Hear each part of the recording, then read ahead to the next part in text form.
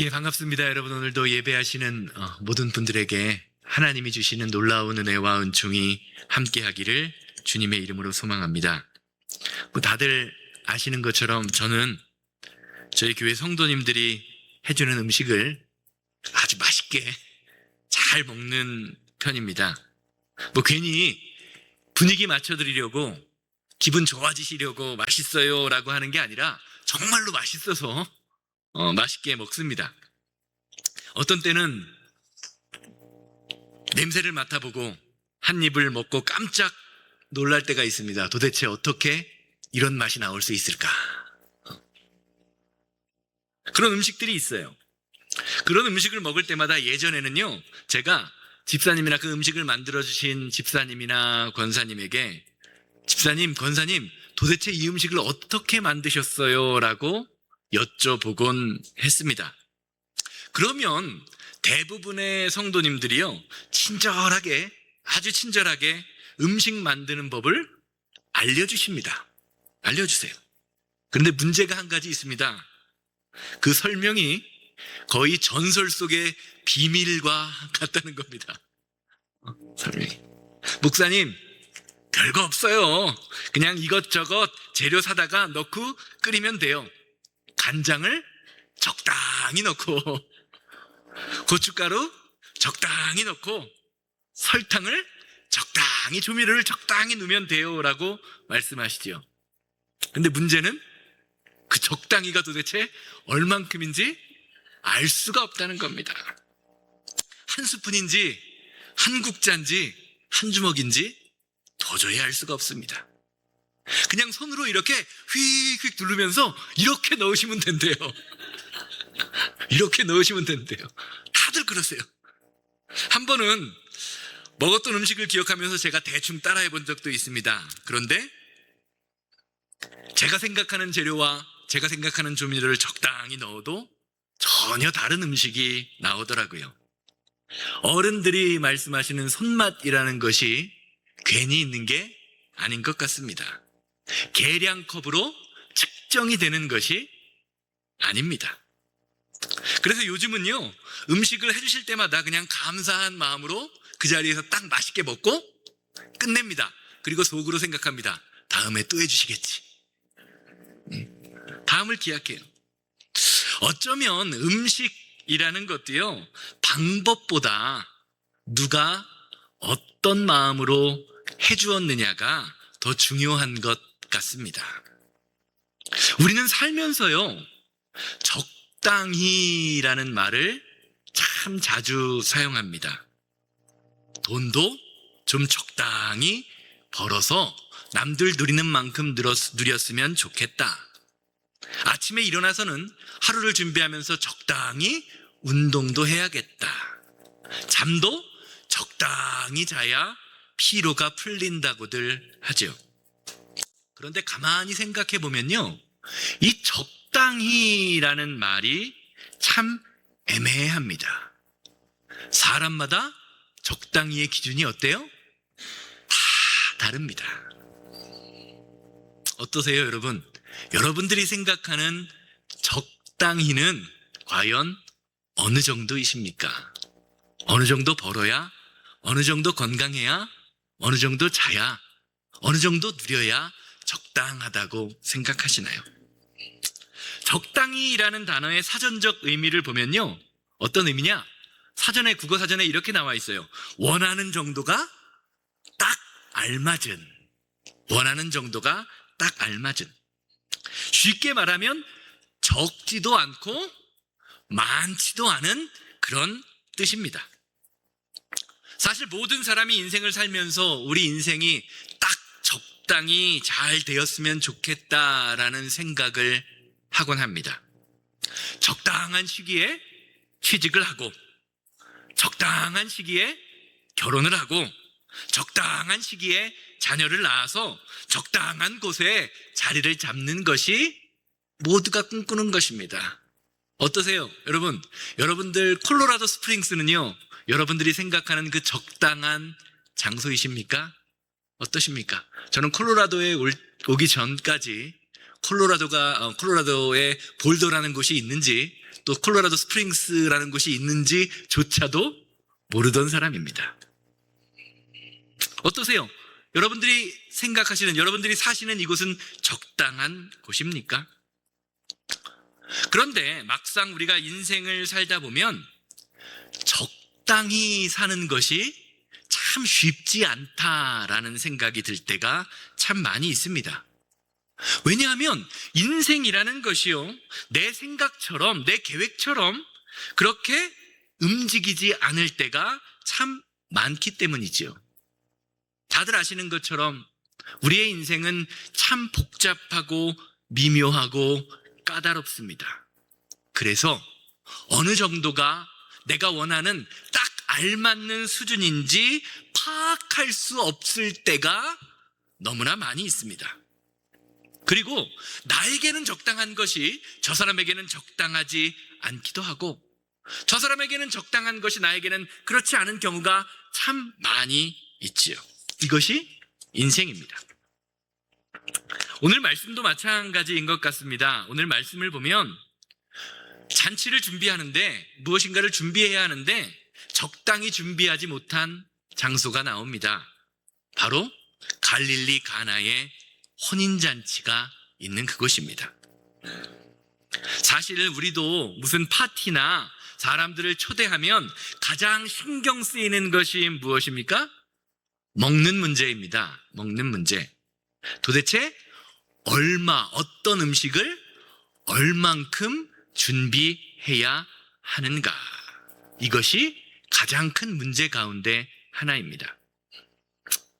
그런데 오늘 본문에 나오는 갈릴리 가나의 혼인잔치에서 이 문제가 터지고 맙니다. 바로 잔치의 분위기를 이어갈 식수로 사용해야 하는 포도주가 사라져 버린 것입니다. 떨어져 버린 것입니다. 쉽게 말하면 혼주가 혼인잔치를 준비할 때 생각했던 적당히의 그 적당히가 준비되지 않은 것이지요. 1절에서 3절 말씀 보시기 바랍니다. 사흘째 되던 날 가나의 혼례가 있어 예수의 어머니도 거기 계시고 예수와 그 제자들도 혼례의 청함을 받았더니 포도주가 떨어진지라. 예수의 어머니가 예수에게 이르되 저들에게 포도주가 없다 하니.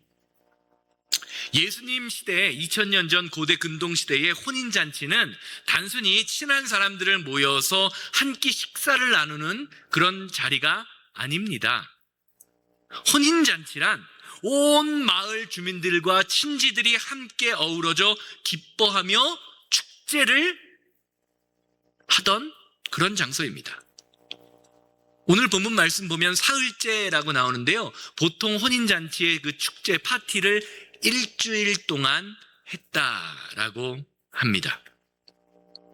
일주일 내내 기쁨과 웃음소리가 끊이지 않고 함께 먹고 마시며 즐거움을 누리던 시간이었습니다. 그런데 오늘 말씀을 보면요, 아직 3일밖에 지나지 않았는데, 아직 3일이나 4일이나 잔치를 더 해야 되는데 가장 중요한, 잔치의 가장 중요한 포도주가 바닥나고 말았다라고 성경은 증거합니다.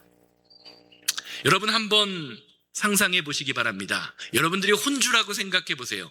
혼주들이 그 잔치를 하면서 대충 준비했겠습니까? 아니죠. 평생에 한 번뿐인 자녀의 결혼식을 위해서 나름대로 밤낮을 고민하며 이 정도만 준비하면 되겠다, 보통 더 넉넉하게 준비하는 것이 인지상정이지요. 이 정도면 일주일이 충분하겠지 하며 수없이 계산을 하고 확인했을 것입니다. 그런데 그 잔치에서요, 사람의 적당히의 한계가 드러나고 말고 있습니다. 그런데 오늘 말씀을 보면 인간의 부족함과 한계를 상징적으로 보여주는 장면이 하나 더 등장합니다. 바로 예수님 앞에 놓여있던 6개의 돌항아리입니다. 6절 말씀 보시기를 바라요. 거기에 유대인의 정결 예식을 따라 두세 통 드는 돌항아리 6이 놓였는지라. 성경에서는 숫자를 이야기할 때 단순히 그 숫자가 숫자 이상의 의미를 가질 때가 참 많이 있습니다. 유대인들에게 7이라는 숫자는 완전수라고 여겨지는 숫자입니다. 왜냐하면 하나님께서 엿새 동안 세상을 창조하시고 7째 날에 안식하셨기 때문입니다. 그래서 7이라는 숫자는 하나님의 완전함과 충만함을 상징하는 숫자입니다. 그런데 오늘 본문 말씀에 나오는 항아리는 몇 개죠? 6개입니다. 7개에서 하나 모자란 숫자죠. 우리나라 사람들은 몇을 싫어하죠? 몇을 싫어하죠? 어떻게 그렇게 잘 아세요? 죽을 사자라고, 그렇죠? 한국의 병원 가면, 종합병원 가면 4층이 없습니다. 1, 2, 3, 그 다음에 바로 5층이라 그래요. 예. 한국은 4자를 싫어합니다. 그런데 유대인들에게요, 6이라는 숫자가 바로 그런 숫자입니다. 6은 인간의 불완전함을 보여주는 숫자입니다. 사람은 늘 열심히 준비합니다. 최선을 다해서 살아가려고 노력합니다. 나름대로 내 인생을 채우려고 애씁니다. 그런데 결국 늘 한계가 부족해서 그 한계 때문에 우리의 인생은 불행하다고 느끼는 것이죠. 돈은 있는데 건강이 부족한 사람이 있습니다. 성공은 했는데요, 자녀들이 잘 되지 않는 사람들이 있습니다. 이게 우리의 인생이라는 거죠. 이것이 6개의 항아리가 보여주는 부족함을 상징하고 있어요. 게다가 그 항아리는 어디에 쓰였던 항아리입니까? 정결 예식에 쓰이던 항아리라고 이야기합니다. 유대인들은 밖에 나갔다 들어올 때에 늘 입구에서 정결 예식에 쓰는 그 항아리에 있는 물을 퍼다가 손과 발을 씻으며 자기 자신을 깨끗하게 하려고 애썼습니다. 그런데 어때요? 정결 예식을 통하여 씻을 수 있는 것은 무엇입니까? 우리의 육신, 겉에 보이는 몸뚱아리만을 씻을 수 있습니다. 진정한 우리의 마음, 인간의 죄와 허물까지는 씻을 수 없는 것이 바로 정결 예식의 한계입니다. 결국 성경은 부족한 포도주와 6개의 항아리를 통해서 아무리 채우려고 해도 채울 수 없는 인간의 실존적인 한계를 보여주고 있습니다. 여러분 어떠십니까? 여러분 인생 완벽하십니까? 완벽하세요? 제가 볼 때는 완벽해 보이시는데 어떤 분은 아니라고 하시네요. 우리 인간이 이렇다라는 거죠. 주님은요, 이런 인간의 한계를 마태복음 23장 25절 26절에서 이렇게 말씀하십니다. 화 있을진저 외식하는 서기관들과 바리새인들이여, 잔과 대접의 겉은 깨끗이 하되 그 안에는 탐욕과 방탕으로 가득하게 되었도다. 눈먼 바리새인이여, 너희는 먼저 안을 깨끗이 하라. 그리하면 겉도 깨끗하여 지리라. 아멘. 사랑하는 여러분, 성도는 우리의 안사람, 속사람, 마음을 깨끗게 하는 사람입니다. 우리 인간은 어떻습니까? 겉을 바꾸는데 아주 익숙합니다. 머리를 길던 아가씨가 머리를 자르고 오면, 단발로 자르고 오면 뭐라고 이야기하죠? 실현당했니? 실현당했니? 겉모습을 바꿈으로써 어떻습니까? 마음을 바꾸고자 하는 게 인간의 한계라는 거죠. 겉모습을 바꾸는 데는 익숙합니다. 그런데 우리의 속을 바꾸는 데는 무능합니다. 그래서 우리에게 필요한 것이 무엇입니까? 바로 예수 그리스도라는 것입니다. 오늘 말씀을 보세요. 부족함의 자리에, 연약함의 자리에 예수님이 계십니다. 그리고 부족함을 상징하는 6개의 항아리, 정결 예식에 쓰는 항아리를 사용하셔서 부족했던 포도주를 채워주고 계십니다. 사랑하는 여러분, 이것이 복음이에요. 불완전한 인간의 삶 속에 완전하신 하나님이 들어오실 때에 우리의 부족한 것들이 새로운 것으로 바뀌는 일들이 일어나게 된다는 것입니다. 우리의 속사람이 새로워질 때 보라 새 것이 되었도다 하는 그 역사가 일어나게 되는 것이죠. 우리가 이것을 경험해야 돼요. 3절에서 4절 말씀 보시기를 바랍니다. 포도주가 떨어진지라 예수의 어머니가 예수에게 이르되 저들에게 포도주가 없다 하니 예수께서 이르시되 여자여 나와 무슨 상관이 있나이까 내 때가 아직 이르지 아니하였나이다. 오늘 말씀을 보면 잔치집에 포도주가 떨어진 것을 보면서 안타까워하던 예수님의 어머니 마리아가 예수님을 바라보면서 포도주가 떨어졌다라고 이야기합니다. 우리식으로 말하면 기도하는 것이나 마찬가지죠. 예수야, 포도주가 떨어졌는데 어떻게 하면 좋을까? 이것을 좀 채워주지 않겠니? 라고 말하는 거죠. 그런데 오늘 본문 말씀에서 나오는 예수님의 모습은요, 우리가 평소에 알고 기대하던 예수님의 모습과는 조금 다른 것처럼 느껴져요. 우리가 아는 예수님은 어떻습니까? 모든 사람들에게 친절하고 인간적인 그런 사랑이 많은 예수님인데요, 그런 모습과는 조금 거리가 있어요. 예수님은 포도주가 없다고 말하는 자신의 어머니 마리아를 향하여 다음과 같이 말하죠. 뭐라고 말하죠? 여자여 나와 무슨 상관이 있나이까? 이 표현을 영어 표현 NIV 성경으로 보면 훨씬 더 재미있습니다. 흥미롭습니다. Why do you involve me? 우리말로 말하면 왜 이 일에 나를 끌어들이려고 하십니까? 이 일이 나와 상관 있는 건가요? 왜 나를 끌어들이려고 해요? 그런 말입니다. 이 예수님의 대답은요, 우리가 살아가면서 주님 앞에 드리는 기도의 모습을 다시 한번 돌아보게 만듭니다. 여자여 나와 무슨 상관이 있나이까? 라는 이 말씀은요, 단순히 차가운 거절의 표현이 아니라 과연 우리의 기도가 주님의 뜻과 연결되어 있는가를 생각하게 만드는 말씀이라는 것입니다. 여러분 삶 속에 간절한 기도의 제목이 있으십니까? 아마 다 있으실 겁니다. 어떤 분은 사업의 문제를 놓고 기도합니다. 어떤 분들은 자녀의 앞날을 위해서 기도합니다. 나의 가정과 건강과 평안을 위해서 눈물로 기도하는 분들 많이 봤습니다.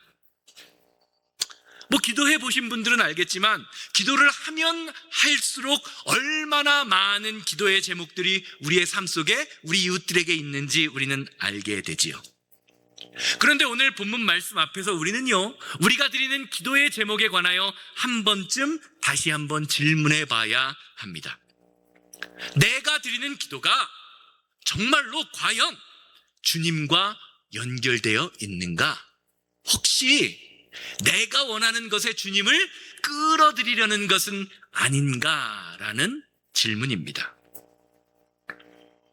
우리가 건강하기를 원하는 것도, 사업이 잘 되기를 바라는 것도, 자녀가 형통하기를 기도하는 것도 결코 잘못된 일이 아닙니다. 우리가 예수님을 믿으면서 그런 축복을 누리면서, 응당 누리면서 살아야 합니다. 그러나 그것이 단지 내 만족과 내 성공만을 위한 것이라면, 그래서 결국 하나님 나라를 이루는 것과는 아무런 상관이 없는 것이라면 그런 기도는 주님과 상관없어질 수 있다는 것입니다.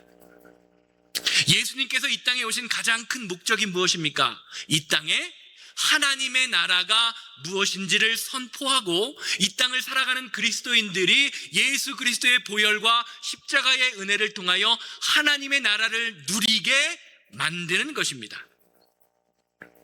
그렇기에 성도의 삶과 성도의 기도 역시 결국 우리의 모든 인생이요, 결국 하나님의 나라와 뜻과 연결되어 있어야 한다는 것입니다. 여러분들이 기도하시는 것, 내 자녀가 잘 되고 사업이 잘 되고 건강해지는 것들을 보면서 주님께서 새생명교회 성도들아, 이것이 나와 무슨 상관이 있느냐? 왜 네 일에 나를 끼어들이려고 만드느냐라고 물으신다면 여러분은 과연 무엇이라고 대답하시겠습니까? 요한복음 2장 11절, 오늘 본문 말씀의 마지막 절 말씀 보세요. 예수께서 이 표적을 갈릴리 가나에서 행하여 그의 영광을 나타나심에 제자들이 그를 믿으니라.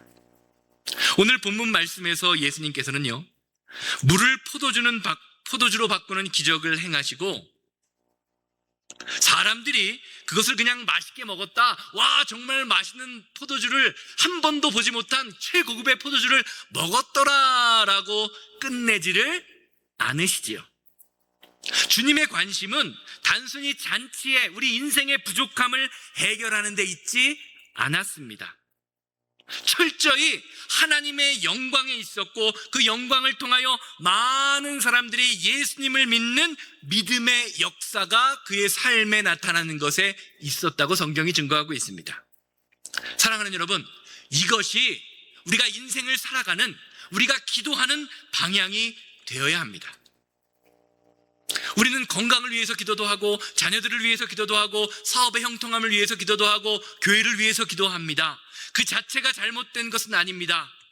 우리의 모든 기도, 우리의 바람이 이루어져야 합니다. 그러나 우리의 기도는 거기서 멈춰서는 안 됩니다. 주님, 나의 사업장을 통하여, 나의 자녀를 통하여, 나의 건강을 통하여 하나님의 영광이 드러나기를 원합니다 라는 고백이 우리 가운데 있어야 하는 것이지요. 이것이 성숙한 성도의 모습입니다. 만약 하나님께서 우리의 사업을 형통하게 하신다면 그것은 단지 나 혼자만 잘 먹고 평화롭게 풍요롭게 살라고 주신 것이 아니라는 것입니다. 그 사업을 통하여 교회가 세워지고 이웃을 돕는 도움이 드러나고 많은 사람들에게 하나님의 사랑과 축복과 은혜가 흘러나가게 하는 것, 이것이 하나님께서 우리에게 형통하게 하시는 축복의 의미라는 것입니다. 왜 그렇습니까? 왜 그렇습니까? 이 세상을 보세요. 이 세상에는요, 잘 먹고 잘 사는 사람이 엄청나게 많습니다. 그러나 하나님께서 우리에게 주신 것을 가지고 자신의 삶을 통해 하나님의 영광을 드러내고 다른 사람을 살리는 축복의 통로로 살아가는 사람은 그리 많지 않은 것처럼 보입니다. 누가복음 12장 21절 말씀 보시기를 바랍니다. 자기를 위하여 재물을 쌓아두고 하나님께 대하여 부요하지 못한 자가 이와 같으니라. 사랑하는 여러분, 성도는 하나님께 대하여 풍성한 사람입니다. 부요한 사람입니다. 하나님께 부요하다라는 말은요, 하나님을 향한 풍성한 믿음과 감사와 순종을 통하여 하나님께 영광을 돌리는 삶을 뜻하는 것이지요. 세상은 많이 가진 사람을 뭐라 그러죠? 돈이 많은 사람을 뭐라고 부르죠? 대답하시는 자들만 그런 사람이 될 줄로 믿습니다. 세상은 많이 가진 사람을 뭐라고 이야기하죠? 되기 싫으세요? 부자라고 이야기하죠. 그러나 하나님은요, 부자가 되었느냐로 우리의 인생을 판단하시는 것이 아니라 어떻게 세상을 살았느냐로 우리를 판단하신다라는 겁니다. 누가복음 12장에 나오는 어리석은 부자는요, 곡간의 곡식은 가득했습니다. 그러나 하나님 앞에서는 비어있는, 창고가 비어있는 인생이었다라는 것입니다. 자기를 위해서는 부요하지만 하나님 나라를 위해서는 아무것도 남기지 못한 거지 같은 인생이었다는 겁니다. 하나님이 우리를 부르시는 그날, 제가 어제도 장례식을 다녀왔는데 하나님이 우리를 부르시는 그날, 우리가 주님 앞에 가져갈 수 있는 것은요, 세상에서 누렸던 화려함이 아닙니다. 하나님의 영광을 위하여 어떻게 살았는가, 주님을 얼마나 사랑하고 주님을 사랑하는 것처럼 내게 주어진 이웃과 형제를 얼마나 사랑했는가, 이것이 성도를 보시는 주님의 기준이라고 성경이 말씀하고 계십니다. 오늘 예배하시는 모든 분들이 하나님 앞에서 부요한 자들 되기를 주님의 이름으로 소망합니다. 자, 그러면 우리의 삶을 통해서 하나님의 영광이 드러나고 많은 사람들이 돌아오는 믿음의 역사가 나타나기 위해서 그런 삶을 살아야 될 텐데, 우리는 그런 삶을 살기 위해서 어떻게 살아야 할까요? 이어지는 말씀이 그것을 우리에게 증거합니다. 5절 말씀 보시기를 바라요. 5절 말씀. 그의 어머니가 하인에게 이르되 너희에게 무슨 말씀을 하시든지 어떻게 하라? 그대로 하라. 사랑하는 여러분, 믿음이라는 것은요, 내가 계획하고 내가 생각한 것이 이루어졌을 때, 세상적으로 이야기하면 내가 잘 나갈 때 판가름 나는 것이 아닙니다. 기도한 것이 철저히 실패하고 내가 바라고 소망하던 것이 완전히 무너지는 그 순간에 하나님의 말씀에 순종할 수 있는가가 우리의 믿음을 결정합니다. 오늘 말씀을 보세요. 오늘 말씀을 보면 우리가 잘 아는 것처럼 예수님의 어머니는 자신의 아들에게 요청을 하죠. 포도주가 부족하다. 그런데 어떻게 됩니까? 철저하게 거절당합니다. 이게 도대체 나와 무슨 상관이 있습니까? 나를 끼어들지 말게 하세요. 그런데 마리아는요, 예수님의 거절에 아무렇지 않은 듯 반응합니다. 그리고 일꾼들에게 뭐라고 이야기하죠? 예수님이 무슨 말씀을 하시든지 그대로 하라라고 이야기합니다. 여러분이 마리아라면 이 순간 이런 질문을, 이런 예수님의 대답을 받았을 때 어떻게 반응하시겠습니까? 나와 무슨 상관이 있어요? 날 좀 가만 놔두세요. 저 같으면요, 아는 사람들을 수소문해서 어느 집에 포도주가 있는지, 어떻게 하면 포도주를 찾을 수 있을지 수소문하며 찾아다닐 것 같습니다. 그런데 마리아는 그렇게 하지 않습니다. 거절의 상황, 철저히 실패한 것처럼 보이는 상황에도 자신의 힘으로 문제를 해결하려고 하지 않고 예수님이 어떤 말씀을 하시는지 기다립니다. 기다려요. 이뿐만이 아닙니다. 오늘 본문 말씀에 나오는 하인들도 엄청나게 대단한 사람들입니다. 7절에서 8절 말씀 보세요. 예수께서 그들에게 이르시되 항아리에 물을 채우라 하신즉 아기까지 채우니 이제는 떠서 연회장에게 갖다 주라 하심에 갖다 주었더니. 오늘 말씀을 보면 예수님이 하인들에게 포도주랍시고 갖다 준 물이 어떤 물이죠? 어떤 물이죠? 발 씻는 물입니다. 발 씻는 물. 발 씻는 물이에요. 그걸 사람들에게 마시라고 갖다 주라고 합니다. 여러분이 하인이라면 어떻게 하시겠습니까? 오늘 본문에 나오는 하인들은 종이니까 어쩔 수 없이 우리가 순종했을 거야 라고 생각하기 쉬워요. 그런데 오늘 본문 말씀의 헬라어 원문을 보면요, 이 사람들은요, 노예가 아닙니다.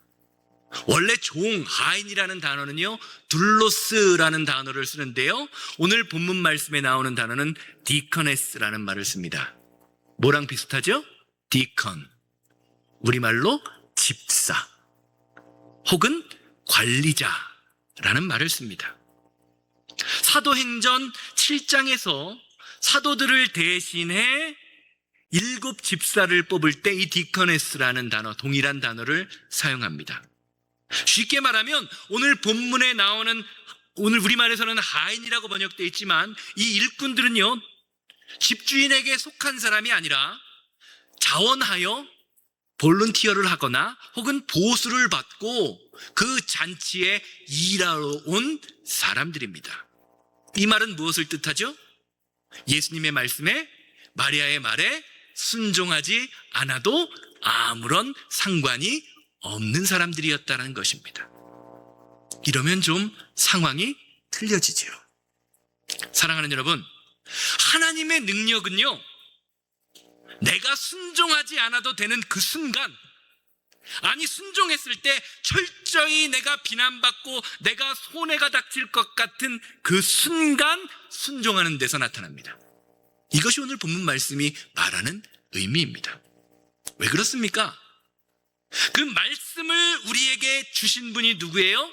능력의 근원 되시는 예수 그리스도이시기 때문입니다. 우리가 이것을 알아야 돼요.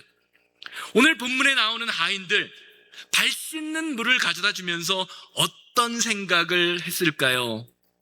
예수님 시대의 물은요, 이 석회가 많은 물이에요. 제가 내일 이제 한국을 가는데 어떤 분이 이런 말씀을 하세요. 목사님, 한국 가면요, 배탈, 물갈이를 조심해야 돼요.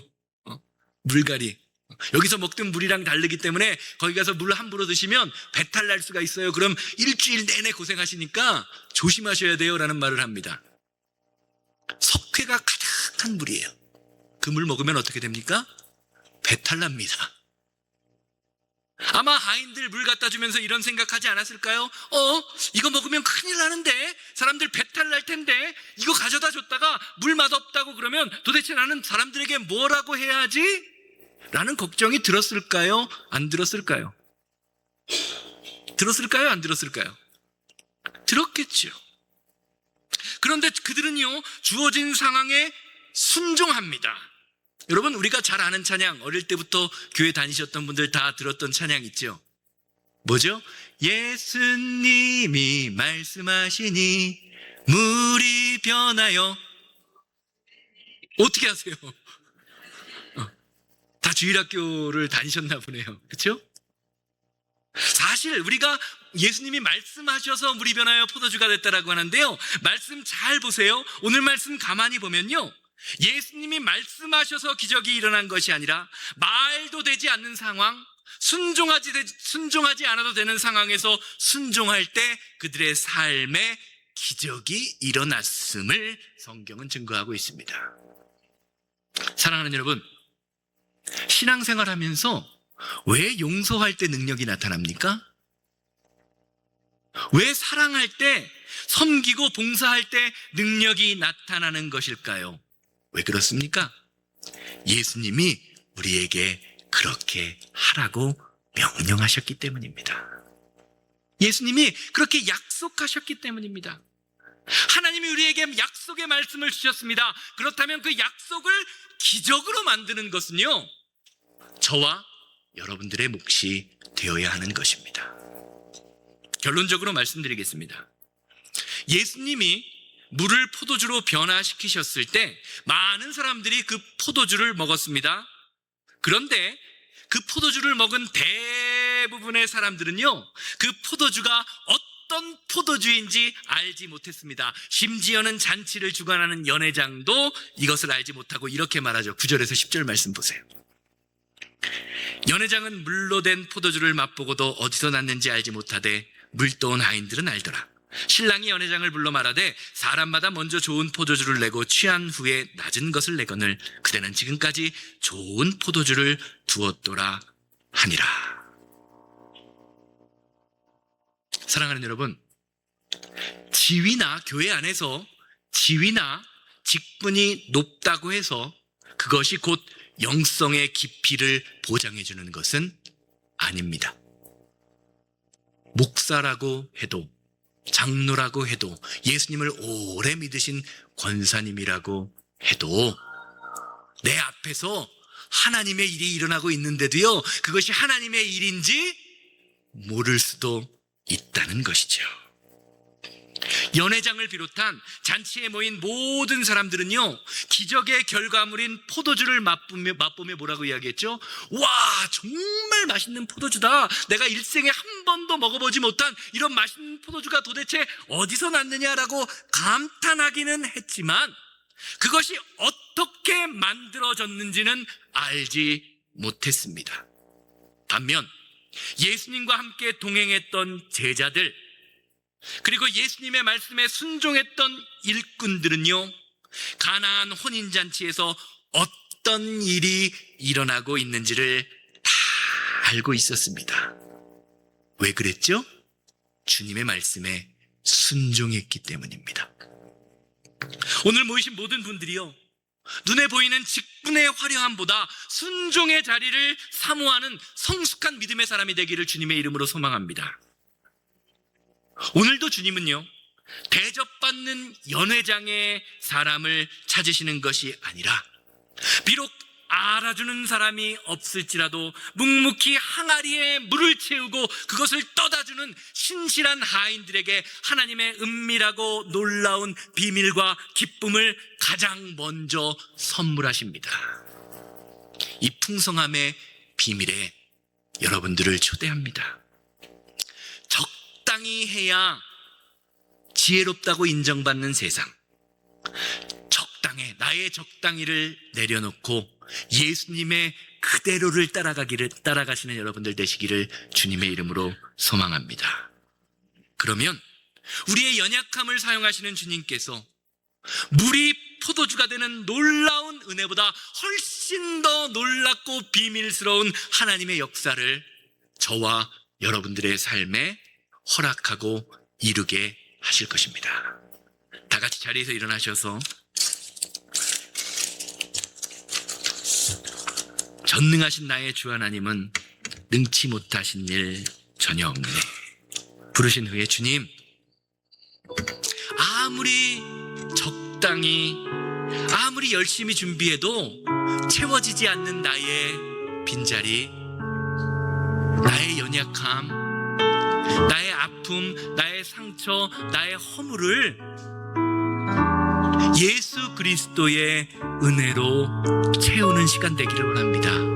주님, 나의 적당히를 내려놓고 예수님의 그대로를 따라갈 수 있는 믿음의 사람이 될 수 있도록 주님, 이 시간 우리에게 은혜를 더하여 주시옵소서. 주님이 말씀하시면 그 말씀하시는 대로 순종하겠사오니, 주님이 주신 그 하나님의 말씀에 순종하는 믿음으로 살겠사오니, 우리의 순종의 몫에 은혜를 더하셔서 우리의 삶에 주님이 주시는 놀라운 은혜와 기적을 체험하는 새생명교회 되게 하여 주시옵소서. 다 같이 통성으로 기도하고 축도로 예배를 마칩니다. 전능하신 나의 주 하나님은 능치 못하실 일 전혀 없네. 우리의 모든 간구도, 우리의 모든 생각도, 우리의 모든 꿈과 모든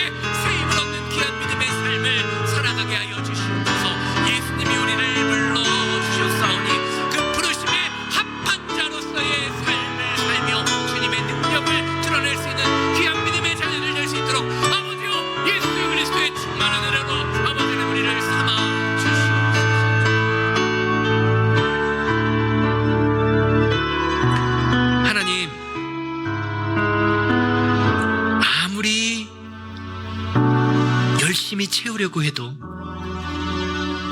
채워지지 않는 것이 우리의 인생임을 믿음으로 깨닫게 하여 주시옵소서.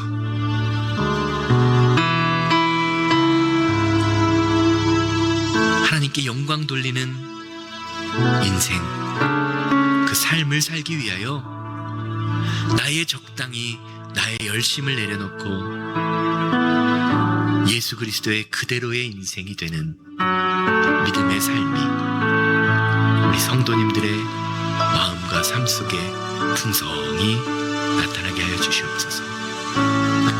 이제는 우리 주 예수 그리스도의 은혜와 아버지 하나님의 거룩하심과 성령님의 감화감동 역사하심이 예배를 마치고 삶의 자리로 돌아가 주님께서 말씀하시는 무엇이든지 그대로 행하기 원하는 우리 성도인들의 삶과 가정과 사업장 만나는 모든 사람들 위해 이제로부터 영원토록 함께 있을지어다. 아멘.